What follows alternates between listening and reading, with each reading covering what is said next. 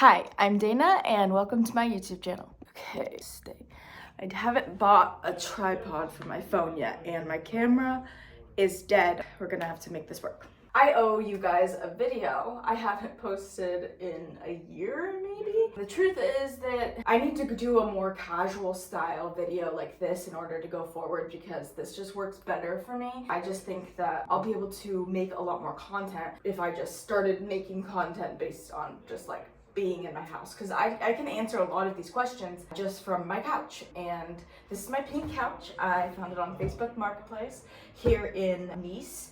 I think it was 80 euro, and the person that we hired to come pick up the couch never came, so Jake and I carried this couch across the city of Nice. Okay, anyway, moving on. Welcome to my new YouTube room. This was not originally meant to be a YouTube room. This is my pink room, is what I call it. I just wanted to decorate a room in a way like that made me really happy every time I saw it, and we've had this couch since we moved into this apartment. So I basically just based the whole idea off of this couch and this rug on the floor that you can't see. It's pink and blue. And so basically I just wanted to copy that idea. These, let's see which ones you can see. Yeah, these are real vintage magazines that I got at the vintage market here in Nice. And these are just, you know, I love these pop girlies. I'm a pop girly. Anyway, that last one seemed a little far away. What do we think? Let me know in the comments. I have a goal today because I just got monetized yesterday on YouTube. Thank you. My goal today is to publish a video from idea to published all in one day. So I've been going through all of your comments and I asked my AI assistant, which is my comment AI browser. I already read through your comments and responded, but I went back and I said, can you read these comments and come up with questions that will cover the biggest concerns that you guys have. So here they are. I'm gonna go one by one, and then I'm just gonna talk about each of them. I'll add links if you need a link for that thing.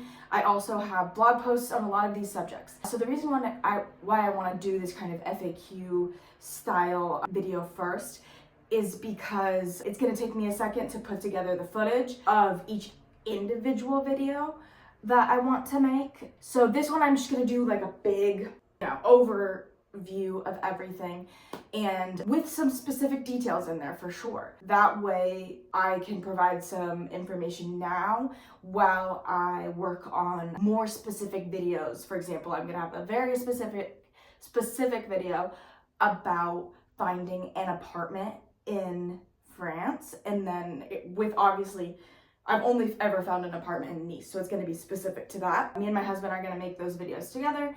So for now, I'm just going to go through the most common questions that came up in my comments and help you guys as much as I can now through this type of video. Let's go. Number one question I have here. So let's start with our first question. How hard is it to learn French, especially later in life? What are your tips for language learning? Okay, so I can't speak to learning a language later in life. However, I did learn a language at 19. I learned Spanish, and I would say French is, and I also have learned quite a bit of Italian, and French is a beast. It is the hardest language I've worked on so far, and it's just understanding it and being able to read it is much more difficult than a language like Spanish or Italian, where they are read phonetically. French is not read phonetically. So, I mean, in some ways, it makes speaking a little bit easier because there's a lot less conjugation actually in conversational French than there is in written French. My biggest tips, one second, I'm gonna drink some water. My emotional support water bottle. Okay, I would start out using things that are free. I always start out, at least when I started each of the languages that I learned. So I always start out with Duolingo. I have a lot of blog posts on Duolingo. Something that has always helped me get into language learning, especially because I find motivation to be difficult. Obviously, if it's something that you kind of have to do, especially if you're moving to France, you have to learn French. I like to find an artist in that language that I really enjoy. For example, Jake and I love Rosalia, Bad Bunny. Like, we listen to a lot of Spanish music because I speak Spanish and Jake understands quite a bit of Spanish, being that he's from San Diego and has lived in Mexico and all these places with me. Italian, I have a couple, some of my favorite songs are in Italian. Annalisa, for example, just like great stuff. Then moving on to French, Gel, love her. My top advice is start with things that are free and really assess how invested you are first before spending a lot of money. And when you do spend money, you should spend it on stuff that's really gonna like move the needle. Would it be better if I sat more here, huh? Yes. So for me, the only thing that moves the needle is speaking. So I have always recommended italki. You talk to a native speaker for an hour or so and you don't allow yourself to have any English or any of your native language at all. And that is how I've learned languages from mom. Okay, question number 2. How has inflation affected the cost of living in France, particularly in Nice in 2025? Good question. Before inflation of 2025, we could go to the store and probably spend, I think we were spending, because Jake and I eat pretty much the same foods every day. We're very, we do the same things every day. That's just kind of our style. But anyway, so we always knew how much it was gonna cost. And really quickly, it seemed to go from 30 to 50, our weekly. And I think it's all the way up to almost 70 now. But that's just going to our local Intermarché. I just recently, using my Comma AI browser, was able to figure out the Carrefour website for the first time because they do not accept American credit cards. So if you spend over $150 on food or whatever from Carrefour, they will deliver it to your house for free. And then it's just the best. And you just tip the delivery guy and you don't even have to leave your house. Isn't that great? So I was really excited about that, and I've always wanted it. I've known about it since for a while, but I just could never figure out the website because they don't accept my credit cards and you have to pay to have a debit card here. So I do have a French bank account, but I don't have a debit card because I don't want to spend, I think it's €3 a month. I know that's stupid. I'm gonna go get one because it's dumb. I should just have one, but whatever. I figured out, because I asked Comment AI browser, I was like, why won't it accept my credit card? And it said it's because I had an American PayPal and American credit card. And so it said, open a French PayPal and use your American credit cards on your French PayPal. And I did that and it worked. So Carrefour Nice TNL here has been the cheapest grocery store in the area. Ordering from there, even online, they apply the coupons for you. They have like price freezes on a lot of regular things. Their generic brands are really good. I think there's 2, it's like Simple and then Carrefour brand are like the off brands here. Like for example, like Kirkland for Costco. But anyway, so that's, if you're trying to save money on groceries, go generic always. It almost is always the same. I don't know. Okay, and as far as inflation for our rent, it is rent controlled, so it only goes up by, I think it goes up 20 to 30 euros per year. And they send me an email every year when that happens, and they let me know that it's going up, and it's because the area has been reevaluated to be worth more per meter squared. So that's how they calculate it or whatever. Okay, I think that's enough for question 2, but I definitely will make a full video about that. I think maybe we can go grocery shopping and kind of show you guys what it looks like, or since I hate grocery shopping, I could just do another order and show you guys what that looks like, whichever one. Okay, we're moving on to question 3. Is there a serious housing shortage in Nice or elsewhere in France? And how difficult is it to find an apartment? So I commented on a couple comments about this. I don't know if there's a housing shortage. I'm not really sure, because as far as I can tell, all my friends seem to be able to find apartments. It's hard because finding an apartment is hard as a foreigner or an immigrant in France, period. They definitely don't make it easy. However, I don't know if there's a housing shortage. How difficult is it to find an apartment? Very difficult, and here's the honest truth that nobody will tell you. You, the viewer, need to change your expectations. if you want to move to France, you're gonna get a French apartment. You know what I mean? We worked with Adrienne Leeds when we first moved here, and her employee here, Ella Dyer, as well. And they told us that we were a lot different from a lot of their clients because Adrienne Leeds did international house hunters. And so she said that we seemed to understand well what to look for or what a French apartment should have. And that she says that a lot of clients seem to not understand that maybe they couldn't find an apartment already equipped with an American fridge and dishwasher and dryer, when these things are not common. And usually when you rent an apartment, you don't even get a kitchen. There's a lot of European countries that are like that. I think that is it Sweden or the Netherlands, you have to bring your own flooring. So just, things are different. Just you need to move to France, you know what I mean? You're not living in America, or wherever you're from, so we gotta look at what there is. So for example, when we looked for this apartment, I knew I wanted it in a certain area, certain square meters. I was looking for 50 square meters. I needed a bathtub because that's my favorite coping mechanism. I needed a balcony because we didn't have a balcony during the pandemic, and I almost killed myself, Julie. So that can't happen again. If you only have the things that you need and not the things that you want on your search list, you'll be able to find a place a lot easier. Sorry, this is a lot more information than I was planning on giving on this topic. I will make another video about searching for an apartment specifically. So let's move on. Okay, on to the next question. How easy is it to make friends and build a social life in France as a foreigner? Oh shoot, I think the mocha pot is done. Gotta go. We're back with a cup of hot espresso for my mocha pot. This is from my brother Trey, my brother-in-law. Cutie pie. Okay, I'm gonna see. This is why everything is broken, because I just put things on corners and knock them off. I'll hold it. Ooh, now I look like a... Okay, next question. How easy is it to make friends and build a social life in France as a foreigner? I would say just as easy and just as hard as it is everywhere, but at the same time harder. It's hard to make friends as an adult, and it's different than what I expected it to be, and it's better and worse and all of the above. You know what I mean? It's one of the harder things to do, but the most worthwhile. I have made a really good group of friends here, and I have always been jealous of people who had, friend groups. I've never really had a friend group. I've always been a one girl, type of girl. Shout out to my girl Tally. But so finding a friend group was really hard. I really lucked out because one of the first events that I went to, I met one of my closest friends here, Heather, and I'm obsessed with her. So I got really lucky, but obviously, that relationship and my relationships with my friends have developed every single year. I don't know if it's different or better than anywhere else because this is the only place I've ever really done it since college. I can tell you there's a lot of people here, and you will find your people or whatever. You'll figure it out. Facebook groups are where I found my close friends.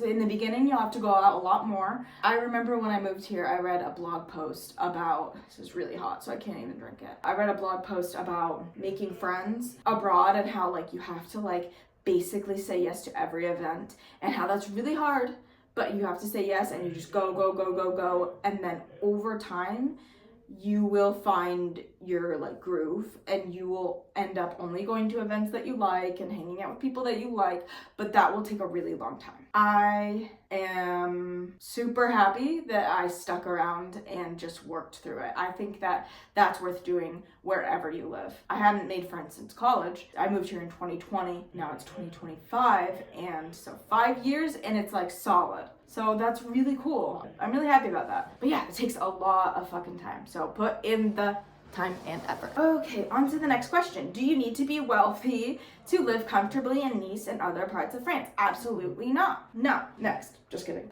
Do you need to be wealthy to live comfortably in France? No. I don't even know where to start with that. You just don't. I really do believe France is a place where you can kind of build your own adventure type thing, where it's okay, this is how much money I have to work with per month. You can find a place to make it work. I think if you went inland and you wanted to stay in a studio, you could probably find a place for €300 a month. And so whenever I'm having a hard time or whatever, because we have unstable income as people who freelance and with algorithm updates and things like that, you never know what's gonna happen. So it's kind of nice to always know that like if shit really hit the fan, we could go move inland somewhere to a smaller town. Okay, on to the next question. Is living close to Italy or other European countries a real advantage for Americans, I guess for anyone who lives here? How does that work out? Day to day doesn't entirely matter, except for like the constant magic underneath your life of knowing that at any time you can buy a $20 flight to Naples, Italy. You know what I mean? It's just like kind of always there. The spontaneity and just like, I don't know, European adventure of it all. For example, Jake and I were living in Puerto Vallarta for a while, for like 3 months. It's kind of a complicated timeline, but we lived in Mexico for a bit and we would always like get on Skyscanner and be like, everywhere, where can we go? And it was like never under like $400 to leave the country of Mexico. And I was like, oh, so we're never gonna leave. Okay, next question. What are the steps to obtaining a long-term visa or visitor permit in France? How does the renewal process work?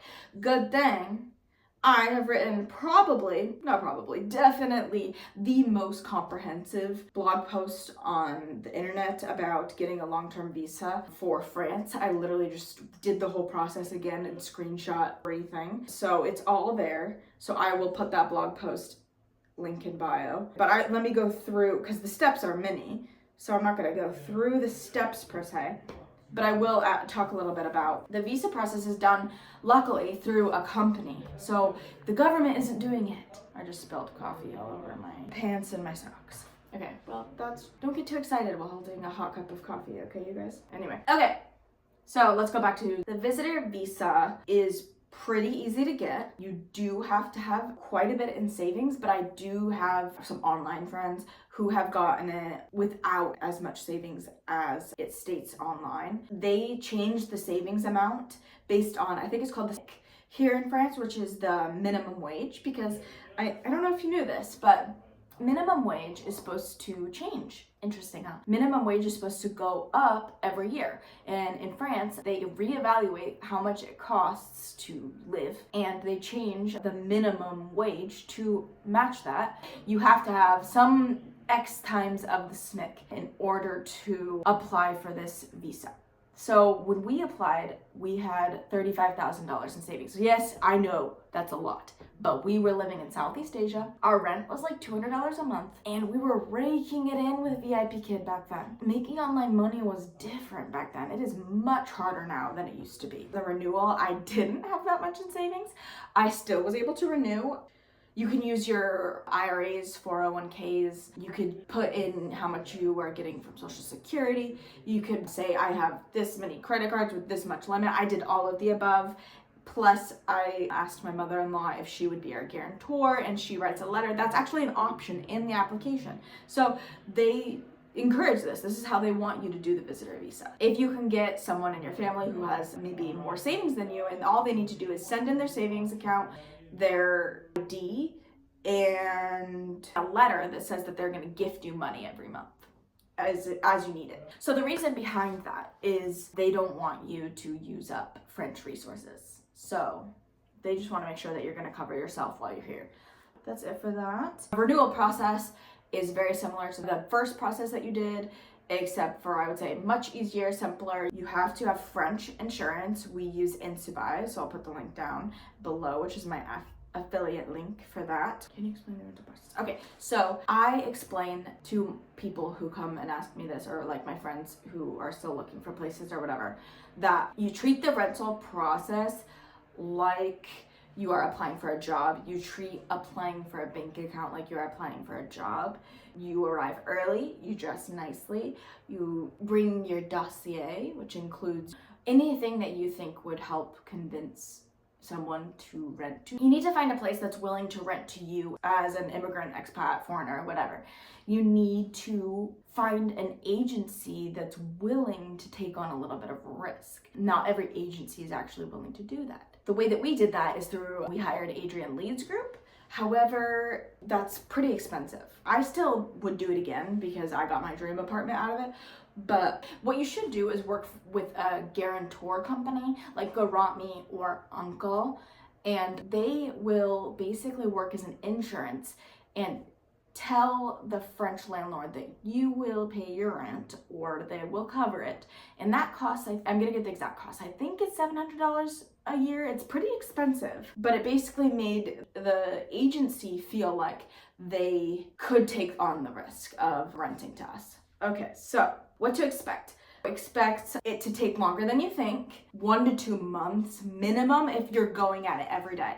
If you are working or doing anything else, add another month. Like, it's gonna take a while. Go to every apartment and say yes to every apartment. You are not allowed to be picky. You are trying to impress them. Like, remember, like a job interview, like you're applying for a job. You shouldn't be picky when you're looking for apartments. You should figure out 4 needs: size, what the bathroom needs to look like, I don't know, maybe if you need an elevator or if it needs to be in a certain area, 4, pick 4. I'm gonna go more into that in another video, but that's my recommendation for now. I think just my number 1 tip is to make sure you are educated on what a French apartment looks like in your area, because maybe some cities have different types. Like, what is common in Marseille might not be common in Nice. What is common in Paris is not common in Lyon. So you need to just make sure that you know what's common, and then maybe choose 1 or 2 rare things that are like wants, not needs. And so if something has your 4 needs and like 1 want, you're like, this is the perfect place. You really gotta just maybe get used to a different kind of lifestyle. France, it has a really cool lifestyle if you're open to it. So that brings us really well into the next question. Okay, so this next question is, what are some culture shocks or unexpected things Americans should prepare for when moving to France? What are some culture shocks or unexpected things Americans should prepare for when moving to France? The French, in my opinion, are not rude. Sorry, they're not. They're different than what of rude is. And if you want to live here, you kind of need to change your opinion a little bit. Because, for example, credit cards. That's a good example. I'll do credit cards. This morning, I went to the boulangerie to get my weekly, and because that's what they call it here, not chocolatine. I don't really know much about that debate, but anyway, so I went to my credit card doesn't work. They give me a lecture. The French lecture, oh my God, I've gotten so many French lectures. The lecture is, ma'am, you were in such a hurry. You just took your card away so fast. Like, put it back, give it to me again. And it's just, it always kind of feels like they're your teacher and you're being scolded a little bit. It took me years to remember that if you buy something and you do the contactless, whatever, you need to insert it. Oh, it's over €50. You can't use contactless. You have to insert your card. But it's always, it's a very specific tone where you just know that it's a lecture. It's a little bit of like they always love to tell you how you should be doing things a little bit. At first, it made me really upset. And at first, I've always had this like fear that I'm in trouble. So this really helped me get over that fear though, because I realized, oh, they're all doing it. So it's not someone being rude. This must be cultural. And I think it's sweet, actually. I think that they're trying to help. When I was first learning like French, I couldn't order anything at a boulangerie. So when I would go to order, I would go, say whatever French came out of my mouth when we first moved here.